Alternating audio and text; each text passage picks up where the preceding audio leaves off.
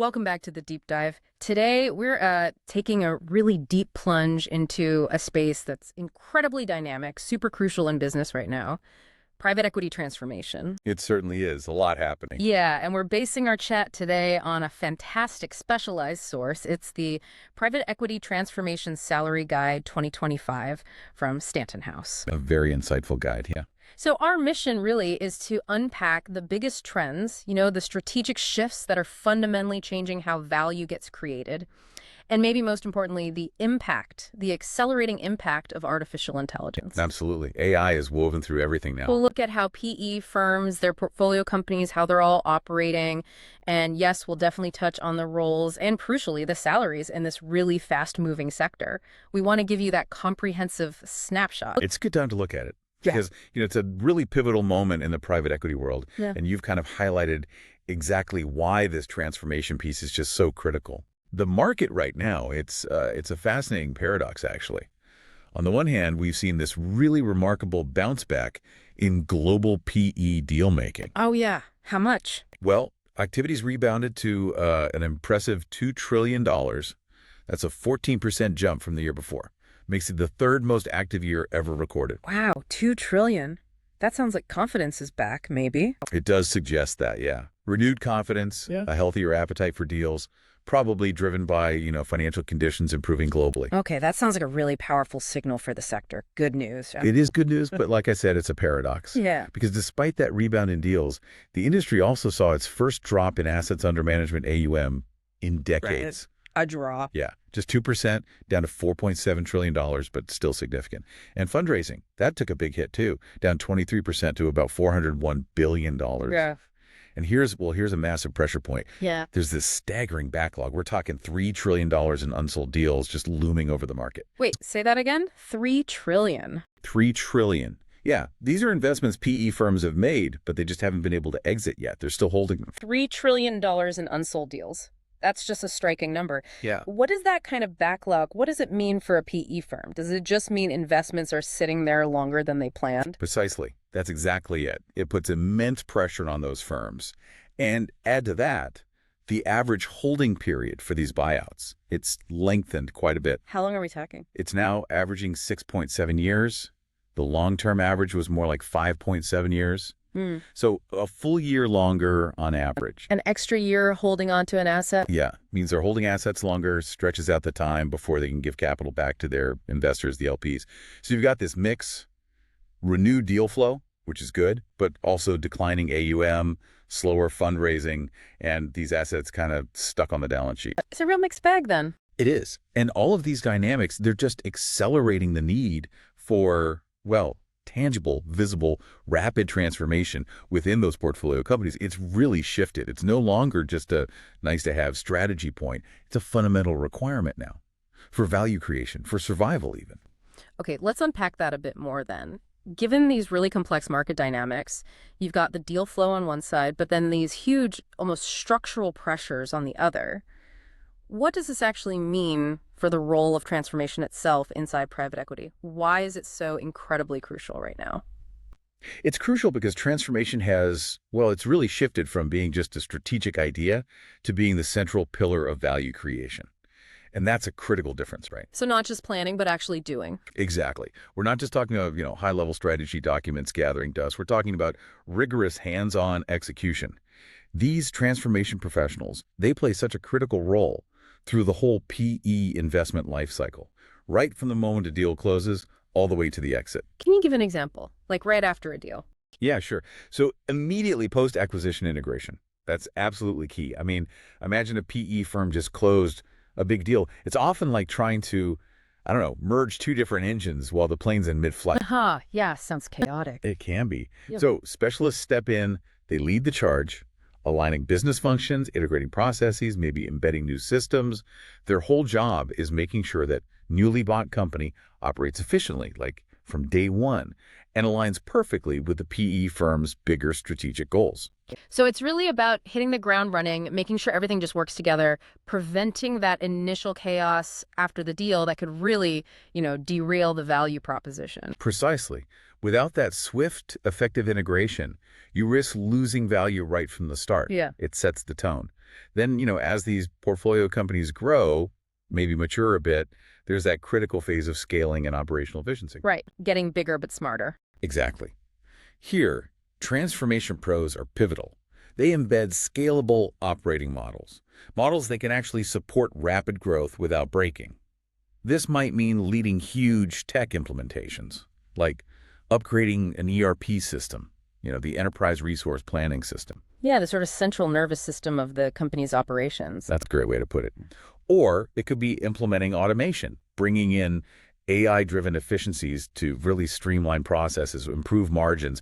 They're just constantly optimizing everything to enable faster, more profitable growth. So they're not just fixing immediate problems, they're actually building the kind of foundational infrastructure for future growth, Right. laying the tracks. Absolutely. Building for the future. And then as the investment cycle moves towards its end, you get into exit preparation and value optimization. Making it look good for the sale. Essentially, yes, but in a really robust way. Yeah. Before divestiture, these leaders focus intensely on process standardization, making things consistent, more automation, strengthening governance. What does that mean exactly, strengthening governance? It means putting in place really solid systems for decision-making, for oversight, making sure everything is transparent and well-managed, and embedding this continuous improvement mindset across the company. The goal, ultimately, is to make the business incredibly attractive to potential buyers How so? by demonstrating it's a well-oiled machine, efficient, future-proof, an operation that genuinely commands a premium price tag. Makes sense. And one last thing for the bigger PE firms, these specialists often get used for cross-portfolio oversight. Looking across all their companies. Yeah, making sure there's consistent value creation across multiple portfolio companies, driving standardized processes, sharing best practices, implementing enterprise-wide strategies, basically taking what works brilliantly in one company and applying it across the whole portfolio where it makes sense. So it really sounds like these transformation leaders are, truly the architects of value within these PE-backed businesses, helping them not just, survive in this tough climate, but actively thrive and ultimately command a higher valuation at exit. They're deeply involved at every single stage. It totally explains why they're so in demand. They absolutely are. Their ability to drive that seamless integration, implement really profound operational efficiencies, and deliver scalable transformation, just makes them indispensable. Indispensable contributors to making sure portfolio companies don't just survive, but significantly boost their value proposition for a successful exit. Okay, here's where I think it gets really interesting. With transformation being so central, so multifaceted, what are some of the big impactful trends driving these changes across PE portfolios right now? Where are these architects of value focusing their efforts, especially with all these market pressures we talked about? Yeah, good question. One of the most impactful trends, and you see it everywhere, is a laser focus on cost optimization and business process reengineering, BPR. Saving money, basically. Well, yes and no. The main goal is delivering operational efficiencies fast, often within those shorter investment cycles we mentioned.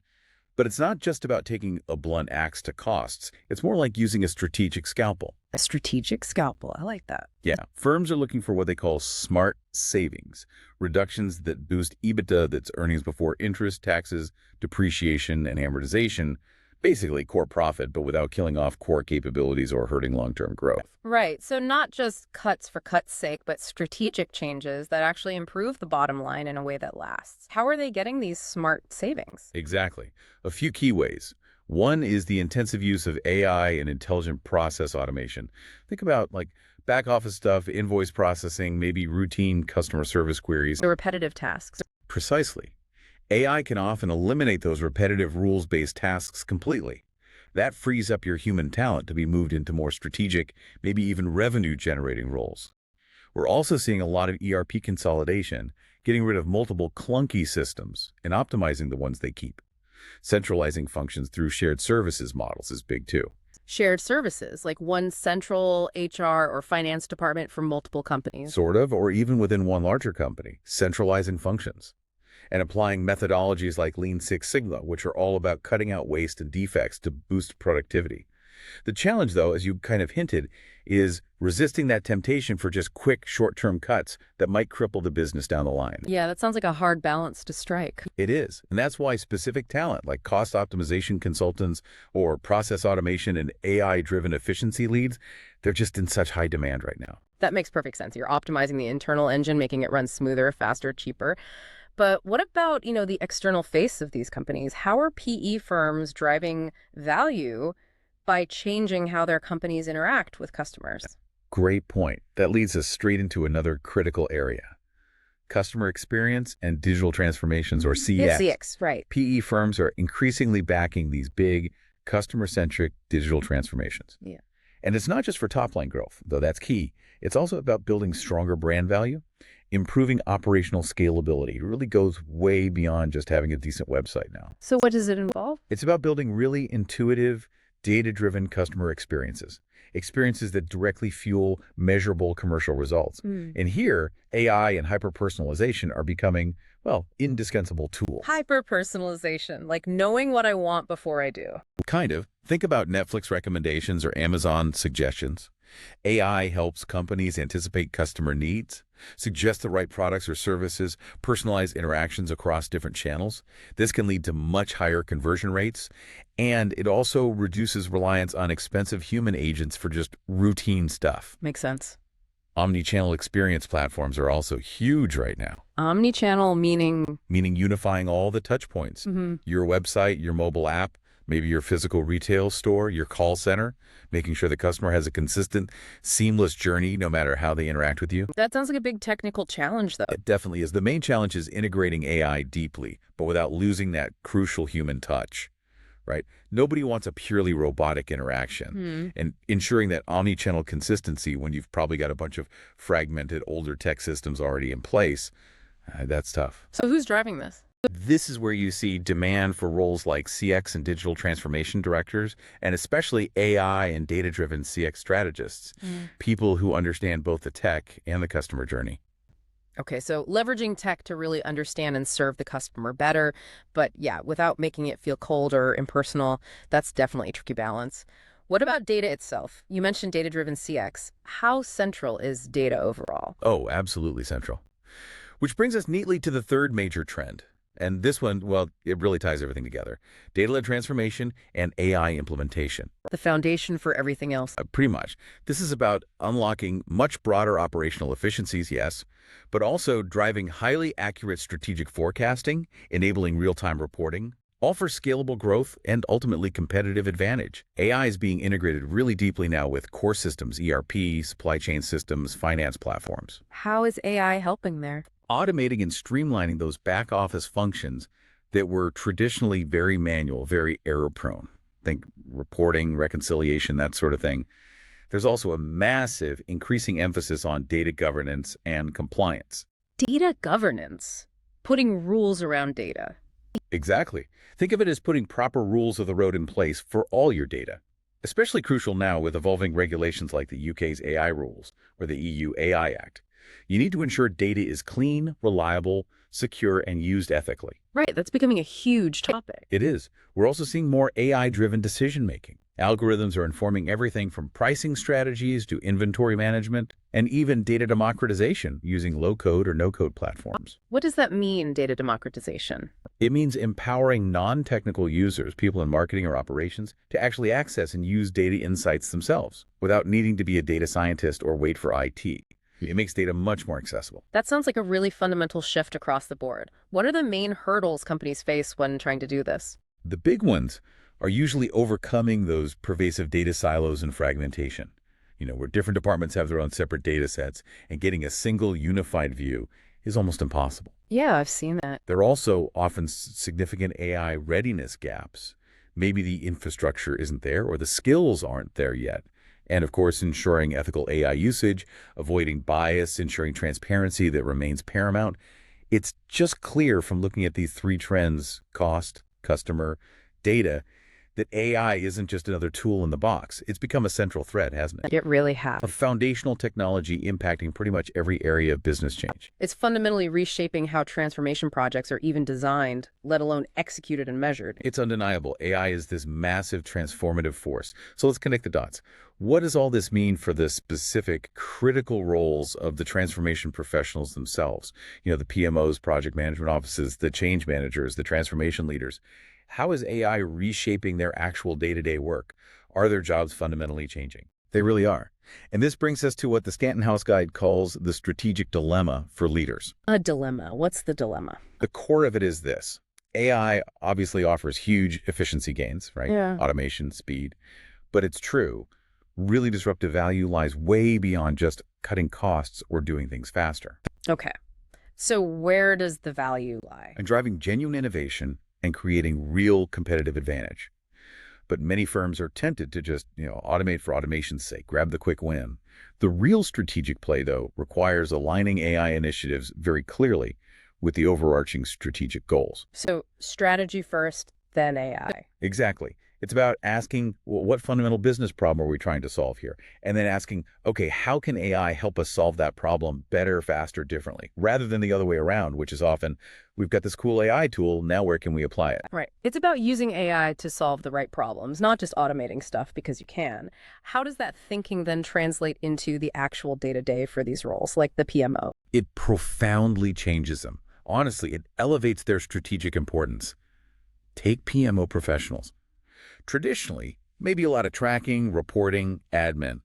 Now they're becoming more like AI-driven transformation strategists. Oh, so? Because AI tools are starting to handle a lot of the heavy lifting, project monitoring, risk assessment, even initial resource allocation suggestions. This frees up the PMO folks to move beyond just documentation and tracking. They can focus on the strategic direction using the insights generated by AI to proactively shape the entire change program. More foresight, less hindsight.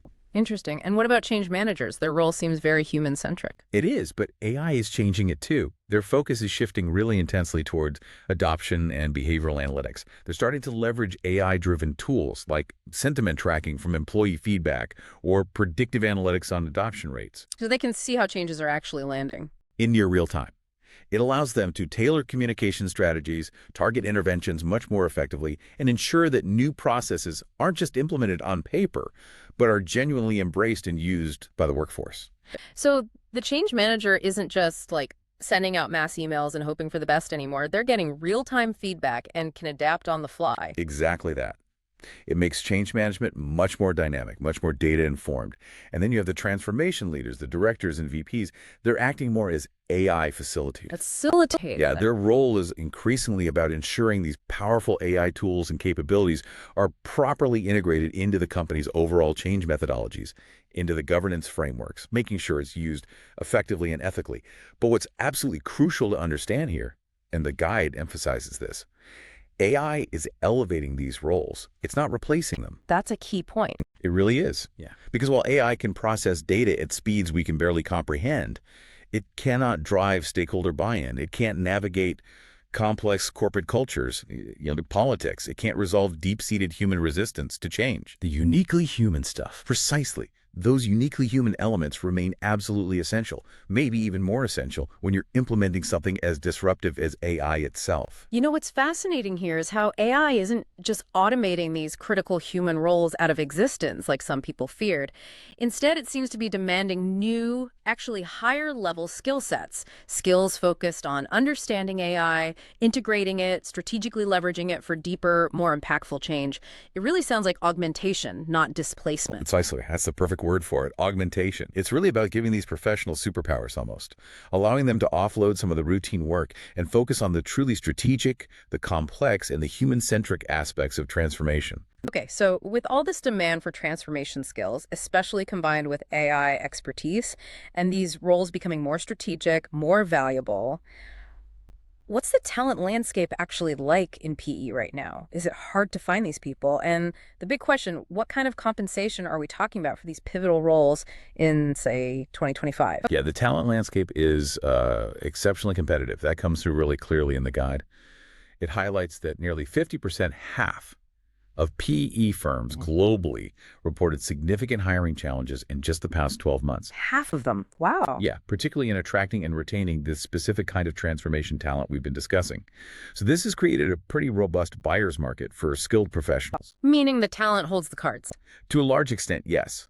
Those with the right expertise, especially that blend of transformation experience and AI understanding, they definitely have more options, more leverage right now. However, It also creates this acute need for the firms themselves to balance quality with cost. Because they're under pressure too. Exactly. But trying to cut corners on hiring top transformation talent, that can significantly increase the risk of the whole transformation program failing. And that is a far, far more costly outcome in the long run. That makes sense. Penny wise, pound foolish, right? So if you're a skilled transformation professional out there, particularly with AI chops, you're in a pretty strong negotiating position. Can you give some concrete examples from the salary guide? What sort of numbers are we actually talking about for these key roles in the UK market? Absolutely. And yeah, the Stanton House Private Equity Transformation Salary Guide 2025 is great because it gives comprehensive salary ranges based on actual job listings and placements, specifically for the UK.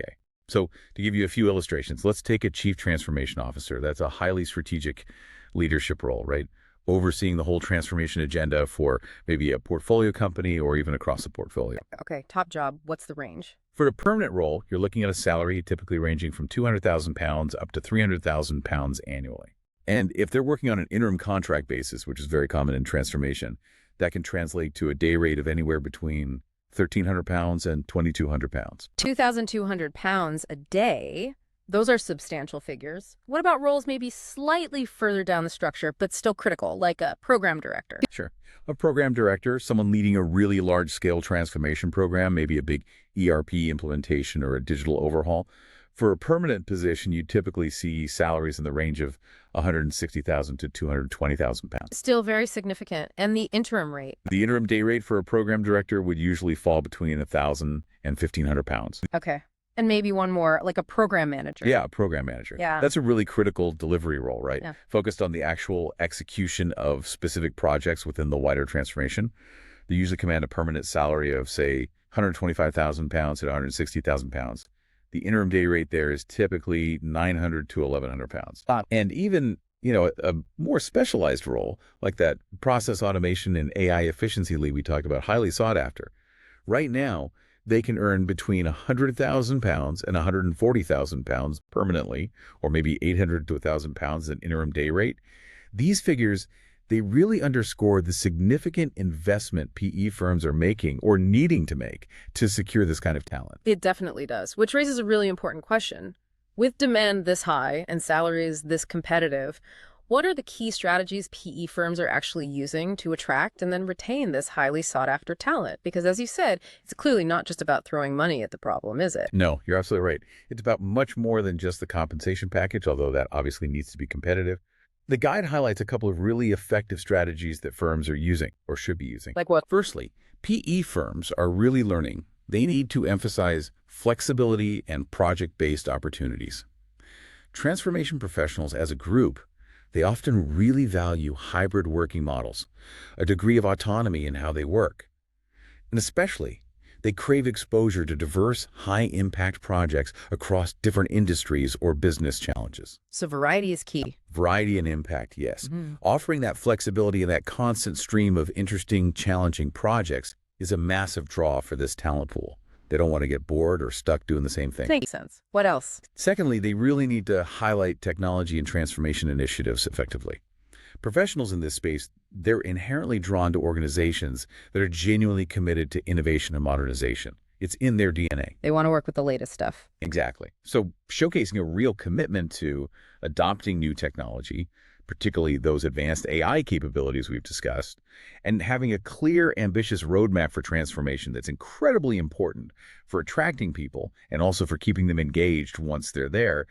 It signals, a dynamic, forward-thinking environment where their skills aren't just valued, but will actually be developed further. So it's about the money, the flexibility, the challenge, and the environment. You need the whole package. You really do. To Yeah. get and keep the best people in this market, you absolutely need the whole package. Wow, what a truly insightful deep dive today. We've really unpacked how the private equity sector is navigating this fascinating paradox, hasn't it? Renewed deal flow, yes, but alongside these immense market pressures. Right, the unsold assets, the longer holds. Exactly. And how that's driving this critical strategic need for profound transformation. We've explored how these transformation leaders have become, well, you call them the architects of value, right? Yeah. Across the entire PE life cycle. From integration to exit optimization, yeah. From integrating new acquisitions all the way to optimizing for a successful exit. And it's just abundantly clear now that AI, well, it's not just another tool in the toolkit, is it? It's a fundamental force that's reshaping how value gets created, how these transformation leaders operate, elevating their roles and demanding these new vital skill sets. And understanding these shifts, I think, is absolutely key for anyone listening.